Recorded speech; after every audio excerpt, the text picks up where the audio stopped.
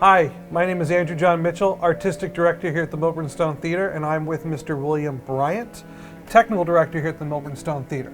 Will, give us a little background about you and your years of experience at the theatre. So I actually first came to the theater in probably February of 2015, and I started performing here actually. And so my first show here was Follies by Stephen Sondheim. I did a number of shows, and then by the end of that year, I started as a production assistant.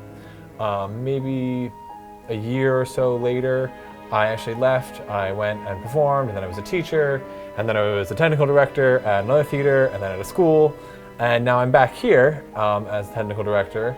I just started 6 weeks ago? About 6 weeks ago. We did Frozen Junior already, and now this is the first main stage production, not a junior, not a one weekend, but our full-scale size production that we've got to do together with me as the technical director. Excellent, absolutely, yes. And that show is? American Psycho. American Psycho. Let's talk a little bit about American Psycho. So, concept-wise for the set, talk to us a little bit about the set. So, I came in with the idea of this like white box, because again, it's very iconic from the movie, these ideas of like the empty brain and whatnot. And then Brandon kind of came in with a bunch of different ideas that are a little bit more come see to find them out, because they really elevated the design to the next level, and I really appreciate everything that he brought to the design. It accomplished one of the things that I was struggling with. He was like, well, what about this? And I was like, that is such a brilliant idea, and the finished effect of that has really been quite impactful. We were able to do work that is just a little bit more detail-oriented, labor-intensive, yes, but worth the effort. And I like this set because the book and the movie and the play all kind of have this ambiguity to it, in the sense of what's in our head and what's real and who knows, and they always tug that line or toe that line, saying like, well, kind of, but not really. And there's a lot of cutaways and a lot of, oh, this is what I'm really thinking, but no one else can hear me. And so this whole idea of our inner thoughts being our reality, but no one being able to hear them, kind of relates to what Brandon was saying before about screaming but not having a voice, where it's like a lot of times, especially if you're in an unfortunate circumstance, you feel that there's so much to say, but you have no way to say it. I know we've all been there in different capacities in terms of just working in different jobs or with family or different things. You're like, oh my goodness, I wish I could say this, but I can't. And that kind of leaves you stranded in this white box of what could happen. And like, I think for the younger generation, probably the quintessential examples of like white box in media are actually like the end of Harry Potter, where Dumbledore and Harry are talking, and it's King's Cross Station, but like, is it? There's also SpongeBob has a whole episode where he gets stuck in like a white space, and it's just that. Fullmetal Alchemist, to a lesser extent, there's a lot of like white space in terms of what does it mean, what is reality in white, and so you'll definitely notice that white is probably the first impression you'll get of the set. I think there are some great surprises and aesthetic choices that we have then incorporated that really unify all the different pieces together and help to express the feeling of American Psycho, or at least our feeling of American Psycho. Excellent. So we talked about white, we talked about the aesthetic. Is there a certain design element, without giving away too much from the story or the plot, that you really gravitated to, that you've really kind of aligned yourself to in the set?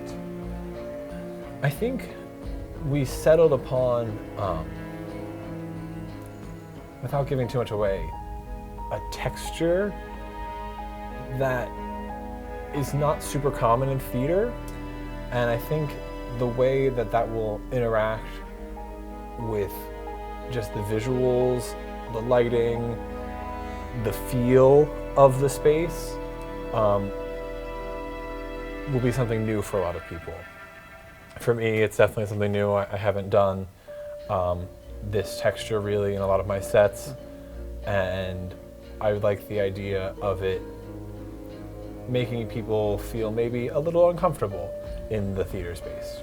Finally, why should audiences come see American Psycho at the Milburn Stone Theatre? Because I work here and it's my first big show here, so come see it. But also, it's something different.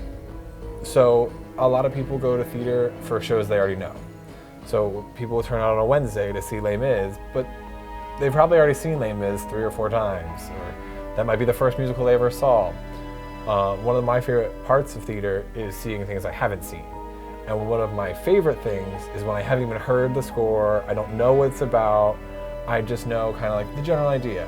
So if you haven't seen the movie of American Psycho or read the book, it doesn't mean you can't see the show, it just means that you get to see it with fresh eyes, which is kind of way more exciting than seeing something you already know.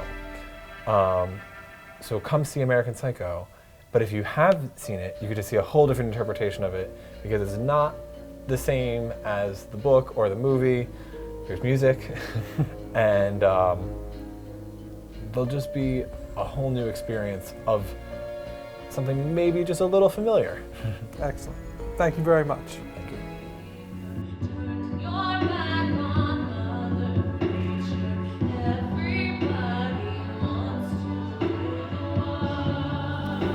So here I am with Heather Bounds. Heather plays Jean in American Psycho, the musical, here at the Milburn Stone Theatre. Heather, this is not your first time at the Milburn Stone Theatre. No, my first performance at Milburn was when I was 14 in The Tempest. Wow. After that I performed here pretty consistently for a couple of years, and then college kind of swept me away. But last year I got to return to the stage as Veronica Sawyer in Heather's the Musical, and now here I am again. Here you are again. So what interested you in becoming a part of the cast of American Psycho here at the Milburn Stone Theatre?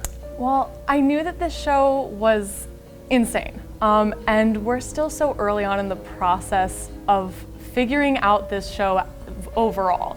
So I really wanted to be part of a group that was pioneering this show, where there's so much that you're figuring out what can you do with it. So it's been really fun, and I knew I wanted to be part of that.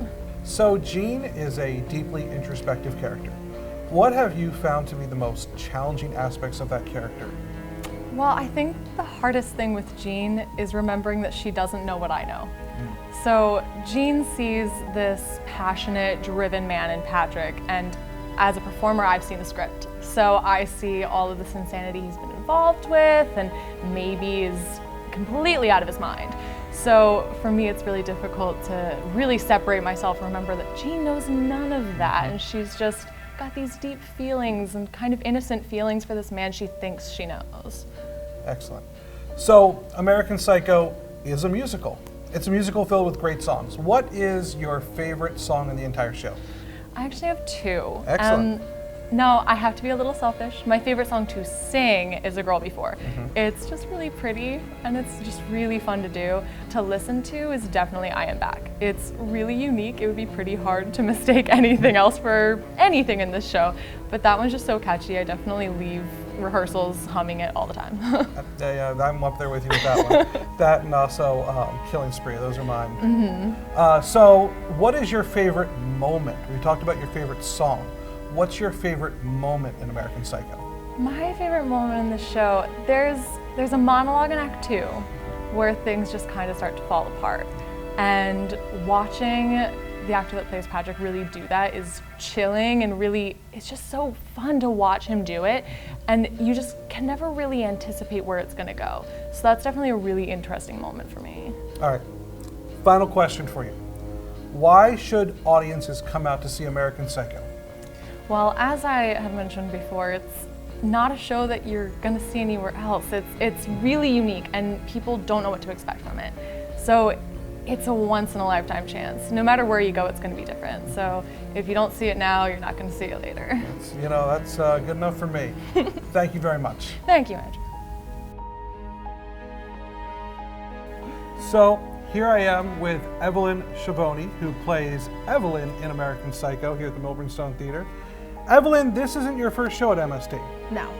What was your first show here? My first and only other show I've done is Heather's, and I played Heather Chandler. There you go. Yeah. So What made you want to get into American Psycho the musical? What got you interested in the show? Why did you want to audition for American Psycho? When Milburn announced that they were doing American Psycho, I was like, wow, American Psycho, that's an edgy title. And then I told my mom that we were doing it here, and she loves the movie. I had never seen it, but I was like, okay, maybe. And then Josh, who plays Patrick, was like, yeah, I think I'm gonna audition, like watch the musical, see what you think. So watched it, and I was like, oh my God, it's great. It's such a cool show. It's so different than anything I've ever seen or been in. So I was like, yeah, I'm definitely gonna audition. Describe a little bit about your character, Evelyn. Evelyn is Patrick's girlfriend throughout the show. She is very whiny and controlling. She cares about her image, she cares about Patrick, she cares about what everyone thinks of her. She is just very determined to make her world what she wants it to be. So there's it's a musical. American Psycho is a musical, and there's a lot of songs in the show. What is your favorite song, to sing in the show, because you do get to sing a lot, and also what's your favorite song to dance to in the show, because there's a lot of dancing in it as well. Yeah, my favorite song to sing is definitely You Are What You Wear. That's definitely, yeah, it's a lot of fun. And my favorite song to dance is Killing Spree. So Evelyn does get a lot of great lines in the show as well. Do you have a favorite line that Evelyn gets to say? I think my favorite line is, after Patrick is like, he's talking about how he's wondering if he can murder people with the antique weather vane that's inside. And I'm just so set on getting him to marry me, so I say, well, marry me, Patrick, marry me, and let's find out together. And in context, it's pretty funny. Just do it. Do what? Get married! Have a wedding.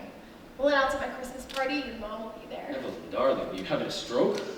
I'd want a 16-foot tiered Ben & Jerry's ice cream cake, a gown by Ralph, thousands of roses, and Annie Leibovitz! And someone to videotape it, make it real. So, final question. What do you hope audiences take with them after they see American Psycho? I hope that the audiences leave feeling very impressed with the show, because I think this is a show that is different in a lot of ways, not just the context of the show, not just the script, but the music, the choreography, the costumes, the story itself, the lighting, the set. It's all very weird. And after I first watched the musical and first watched the movie, I was confused afterwards. And it wasn't a bad thing. I wasn't upset that I was confused. I think the ending is left up for interpretation, so I hope people leave thinking about the show, wondering what happened in the end, and I just hope they think it's cool. Excellent. Thank you very much. Thank you.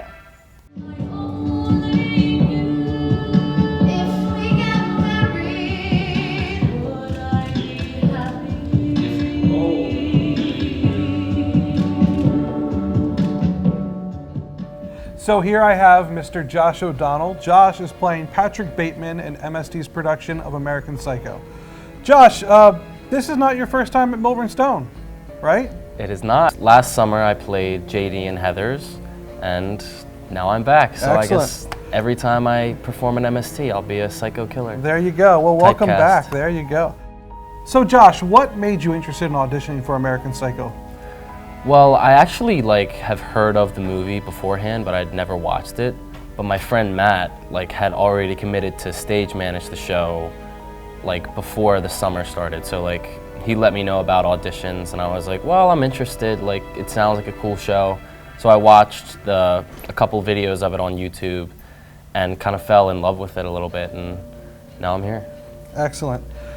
So Patrick Bateman is really becoming arguably one of the biggest characters both in books, in film, and now on stage. It's a very demanding role. What has been the biggest challenge that you've had portraying Patrick Bateman in American Psycho, and maybe also the most rewarding as well? As far as the biggest acting challenge, it's hard to play Patrick because he's not supposed to have emotions, but in acting class and in just acting in general, you're told to let emotions come to you. So how do you act without having emotions, but you're also trying to fake having emotions at the same time? It's hard to do both at the same time. As far as just playing the part, there's a lot of lines and a lot of songs to sing. Vocal health is very difficult to keep up. it took me more than a month to memorize like all the lines for this. But at the same time, that's also the most rewarding thing because I've never had a part where I've been so central to the show, so it's kind of cool that I'm able to have like this much responsibility like on my shoulders. You are certainly exposed both physically and emotionally throughout the entire production. That is absolutely certain. Speaking of songs, there are a lot of fantastic songs in American Psycho. What's your favorite song on the show? And also, since you do a little bit of it too, what's your favorite dance number in the show too? My favorite song, I have two. So the first one is I Am Back. That's just my favorite to sing. I get like my nice high notes in there. It's really fun. And I think just the harmonies in that are really awesome. And I think everyone in the ensemble has a fun time singing it too. And my favorite one to listen to that actually really like kind of brought me into the show was the arrangement of In the Air Tonight. Because In the Air Tonight, obviously like classic song, Phil Collins, but the way that it's done here is a little more demonized a little bit because it's kind of like they're singing at Patrick.